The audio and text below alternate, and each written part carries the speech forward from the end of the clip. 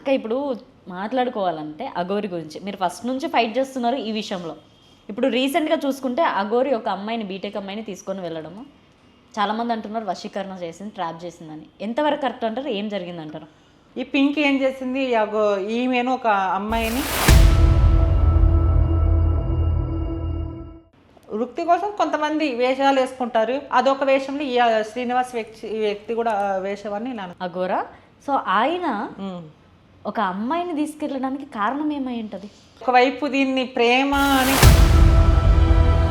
వాళ్ళు దిగిన ఫొటోస్ ఇలా పెట్టుకొని ఇలా ఎవరు దిగుతారు?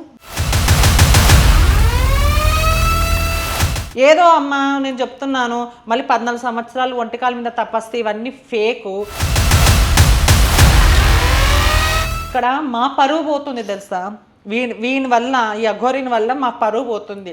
వాళ్ళ తండ్రి వద్దమ్మా, కొజ్జవాళ్ళతో వద్దమ్మా, వాడు కొజ్జవాడమ్మా, వాడు 45 అమ్మ చక్క కింద కాను వాడు తేడా, అరే నువ్వు కింద కోయించుకున్నంత నువ్వు అదిరా ఇదిరా మీ కొజ్జలంతా బతికి తెచ్చి ఇచ్చా అని అంటుంటే ఒక కమ్యూనిటీగా ఎంత బాధపడుతున్నానో నాకు తెలుసు. అందుకని ఈ రోజు వచ్చి మాట్లాడుతున్నా. నేను ఒకప్పుడు ఏదైతే వీడియోలు చేశానో దాని వీడియోలకి నమ్మలే నన్ను. ఆగోరత పెట్టుకుంటున్నా, రక్తం కక్కుని సస్తావు, అది ఇది పోయే చెక్క ఇక నన్ని ఈరోజు ఇది చాలా తప్పు. ఇప్పటికైనా నాకు చెప్తున్నాను, ఇలాంటి దొంగ నా కొడుకుని ఎవరిని నమ్మకండి. దొంగ ముసుగులు వచ్చిన ప్రతి ఒక్క నా కొడుకుని నమ్మకండి. నిజంగా మన తెలంగాణ ఏపీ ప్రభుత్వాన్ని నేను ఒకటే వేడుకుంటున్నా, ఈ శ్రీనివాస్ అనే వ్యక్తి అలియాస్ పింకీ నిజంగా ఇట్లా అఘోర అని పేరు చెప్పుకొని వచ్చి ఇలా చేసేది పద్ధతి కాదు. నిజంగా జైలుకి పంపించాలి, రిమాండ్కి పంపించాలి, శిక్ష పడాలి నిజంగా ఈ అఘోర. అదే నువ్వు అఘోరాన్ని ముసుగు ఒక్క రుద్రాక్ష వేస్తా, ఆ రుద్రాక్షలు తీసి ఒక్కసారి బయటికి రా బాంచని నేను అప్పుడు చూస్తాను. మళ్ళీ ఒక్కో వీడియోలో పోలీసులు అంటే నాకు ఇష్టము, మళ్ళీ కొంతమంది పోలీసులు మీరు మీమ్స్ అయినా సమానం నా నాకురా ఏంది రానస ఇలా మాట్లాడతారా అమ్మ?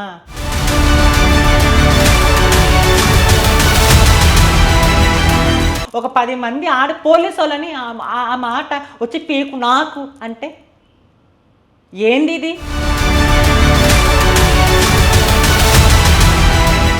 జనాలు ఎందుకు నమ్ముతున్నారు? ఇంకా సిగ్గుచేటు లేదు మనకి. మన భారతదేశంలో ఎన్నో సమస్యలు ఉన్నాయి కదా, వీడొత్త పెద్ద సమస్యన మనకి. ఇలాంటి నా కొడుకులు తరిమి తరిమి కొట్టాలి. ఒక్కసారి రుద్రాక్ష తీసి కనపడు.